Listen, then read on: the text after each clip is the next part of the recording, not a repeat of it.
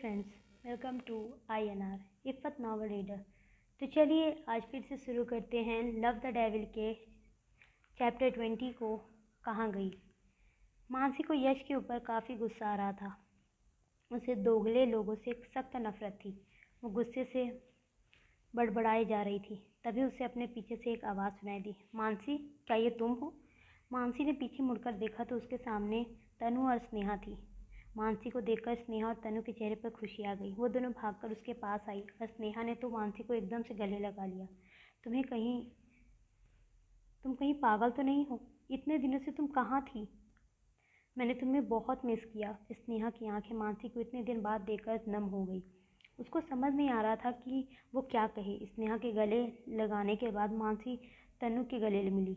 उसे अब काफ़ी रिलैक्स फील हो रहा था। वो तीनों उसके बाद कॉलेज कैंटीन में चले गए। स्नेहा ने मानसी को ऊपर से लेकर नीचे तक देखा। मानसी पहले से काफ़ी ज़्यादा पतली हो गई थी। नेहा ने थोड़ा चिंता करते हुए मानसी से पूछा, मानसी, जो भी हम सुन रहे हैं क्या वो सब सच है? तुम सच में किसी लड़के के साथ भाग गई थी?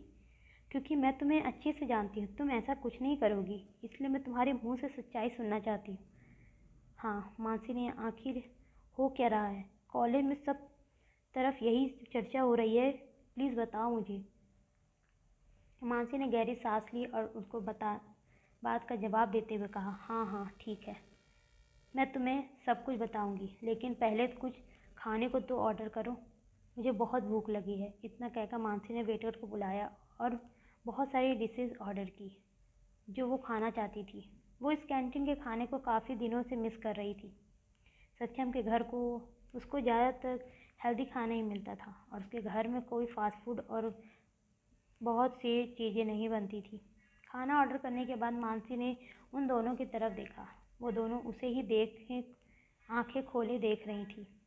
स्नेहा ने मानसी की टांग खींचते हुए कहा, मानसी, क्या तुम्हें तुम्हारे उस सो कॉल्ड बॉयफ्रेंड ने खाना नहीं दिया है जो तुम आज पूरी ही कैंटीन का खाने का प्लान बना रही हो? स्नेहा की बात सुनकर मानसी ने चिढ़ते हुए कहा, मेरा बॉयफ्रेंड, और वो राक्षस? जिस दिन वो मेरा बॉयफ्रेंड बनेगा उस दिन मैं खुद ही अपनी जान दे दूंगी। मानसी की बात सुनकर वो दोनों हंस पड़ी। तनु ने हंसते हुए कहा, यार ऐसा भी क्या है उसमें, हमें भी बताओ कि आखिर वो है कौन? जब तुम्हें सबको ये पता लग गया कि मैं भाग गई हूँ तो तुम्हें अभी तक ये कैसा पता चला कि मैं उसके साथ भागी? मानसी ने उनके सवाल पूछते हुए कहा, अरे हम कौन सा किसी से पर्सनली आकर बताया था? हमने तो बस ऐसी ही उड़ती उड़ती अफवाहें सुनी थी।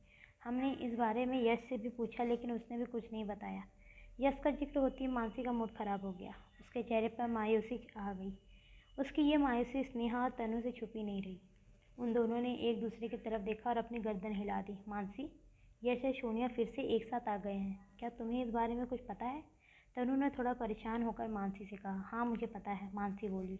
तभी एक वेटर उनका ऑर्डर लेकर वहाँ आ गया। मानसी ने खाने को देखकर खुश होते हुए कहा, मुझे तुम्हारी बहुत याद आ रही थी, अब देखो मैं तुम्हें कितने अच्छे से खाऊंगी। मानसी, क्या तुम यश और सोनिया के साथ आने से कोई फ़र्क नहीं पड़ता? स्नेहा फिर बोली, फ़र्क तो पड़ेगा ही यार, इंसानी दिल है जो है, दर्द तो होगा ही, लेकिन मैंने अब अपने आप को समझा लिया है कि मुझे किसी और से या किसी की बातों से कोई फ़र्क नहीं पड़ता है।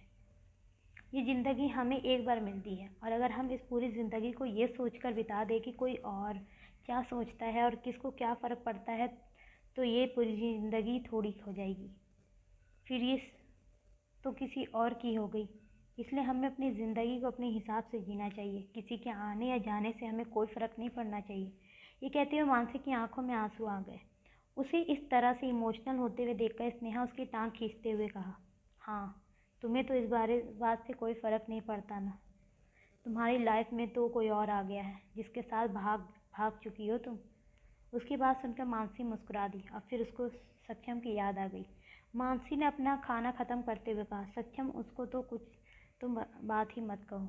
उसके बाद उसने सक्षम और उसके बारे में सब कुछ उन दोनों को बता दिया। मानसी की बात सुनने के बाद स्नेहा और तनु दोनों की आंखें फटी रह गई। उन दोनों ने चौंकते हुए एक साथ कहा, क्या तुम सच कह रही हो? इतना कुछ हो गया और हमें भनक तक नहीं लगी? सक्षम ओबरॉय, मैंने उसके बारे में सुना तो है लेकिन उससे कभी मिला नहीं, लेकिन मुझे ऐसा लगता है कि तुम्हें पुलिस में उसकी कंप्लेंट करनी चाहिए। तनु ने मानसी को एडवाइस देते हुए कहा, पुलिस? पुलिस वाले भी उसके आगे सब अपनी नज़रें झुकाकर चलते हैं। और तुम्हें क्या लगता है वो उसकी कंप्लेन लिखेंगे? मानसी ने कहा तो वो दोनों हैरान रह गए। क्या वो इतना पावरफुल है? स्नेहा बोली। बहुत ज़्यादा, मानसी ने कहा। तो स्नेहा तनु ने एक दूसरे की तरफ देखा। उसके बाद तनु ने मानसी को कोहनी मारते हुए कहा, क्या वो बहुत हैंडसम भी है? उसकी बात सुनने के बाद मानसी को सक्षम का सुबह वाला चेहरा याद आ गया। उसको याद करके उसके चेहरे पर अपने आप ही एक मुस्कान आ गई। उसकी इस मुस्कुराहट स्नेहा और तनु ने छुप भी ना रही। तनु ने उसे छेड़ते हुए कहा, क्या बात है मैडम, तुम्हारी स्माइल तो काफ़ी बड़ी है। क्या वो इतना हैंडसम है? तुम दोनों ये कैसी बातें कर रही हो? चुप हो जाओ। मानसी ने उसके बाद उनकी तरफ नहीं देखा और अपना खाना खाने लगी और न ही उसके बात का जवाब दिया। लेकिन वो दोनों अपनी बातों में मगन, इस बात से अनजान कि कोई उनके पीछे बैठा उनकी बातें सुन रहा है, अपने ही धन में थी। यश उनके पीछे ही एक टेबल पर बैठा हुआ था। उसकी पीठ उन तीनों की तरफ थी, लेकिन उसके कान उनकी सारी बातें सुन रहे थे। उसने अपनी आंखें बंद कर ली और कहा, मानसी, तुम मेरी हो, मैं तुम्हें किसी और का कभी नहीं होने दूंगा। मानसी कॉलेज खत्म होने के बाद कॉलेज के ही थोड़ी दूर एक टैक्सी स्टैंड पर खड़ी होकर टैक्सी का वेट कर रही थी। उसको दूर दूर तक कोई टैक्सी नहीं दिखाई दे रही थी। तभी उसके सामने एक कार आकर रुकी। उसने देखा कि उसमें यश बैठा हुआ था। यश को देखकर उसने अपनी नज़रें उस दूसरी तरफ घुमा ली और उसको पूरी तरह से इग्नोर कर दिया। यश को मानसी का ऐसा बिहेवियर बिल्कुल पसंद नहीं आ रहा था, इसलिए वो कार से बाहर निकला और मानसी के सामने जाकर खड़ा हो गया। मानसी ने फिर भी उसकी साइड नहीं देखा। यश ने एकदम से हाथ पकड़ लिया और उसको अपने साथ खींच लिया। उसने उसके चेहरे को पकड़कर अपनी तरफ घुमाया और उसकी आंखों में देखकर कहा, मानसी, मुझे सब पता चल चुका है। मैंने आज तुम्हारी स्नेहा और तन्वी की बातें कैंटीन में सुन ली थी।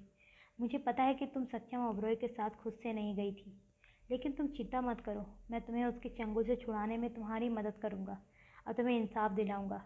यश की बातें सुनकर मानसी उससे अपने हाथ छुड़ाती है और उसको दूर धकेलते हुए कहा, यश, मुझे तुम्हारी किसी की भी मदद नहीं चाहिए, इसलिए जितना हो सके उतना तुम मुझसे दूर रहो। मुझे अब तुम्हें देखकर नफरत होती है। मैं नहीं चाहती कि तुम्हें देखकर मेरा मूड खराब हो, इसलिए तुम मेरी नज़रों से दूर हो जाओ। मानसी ने कहा तो यश को गुस्सा आ गया।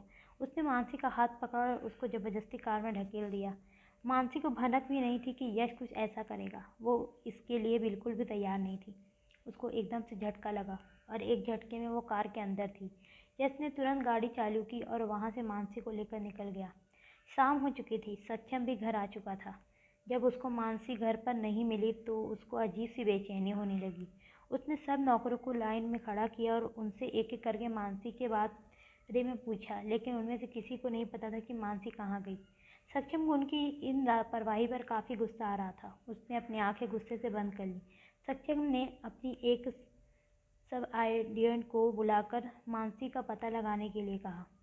कुछ ही देर में उस सबोर्डियन को यह पता चल गया कि मानसी कॉलेज में गई है। उसने ये आकर यह सक्षम को बता दिया। सक्षम तुरंत अपनी गाड़ी लेकर कॉलेज के लिए निकल गया, लेकिन उसको वहाँ से पता लगा कि मानसी तो पहले ही वहाँ से जा चुकी है। उसके बाद उसने मानसी के दोनों दोस्त तनु और स्नेहा का नंबर भी निकलवा लिया। उसने सोचा कि शायद मानसी उसके साथ होगी, लेकिन उन दोनों से पता चलने के बाद भी उनके साथ नहीं थी। सक्षम की आंखें और भी ज़्यादा गुस्से से भर गई। उसने मन ही मन सोचा, ये लड़की आखिर जा कहाँ सकती है? मुझे पता है कि वो अपने घर तो नहीं जाएगी। क्या पता वो अपने घर ही गई हो। उसके बाद सक्षम ने मानसी के घर पता करने के लिए किसी को भेजा, लेकिन वो वहाँ भी नहीं थी। सक्षम का सर अब सोच सोचकर फटने लगा था। उसको एकदम से यश का ख्याल आया। यश!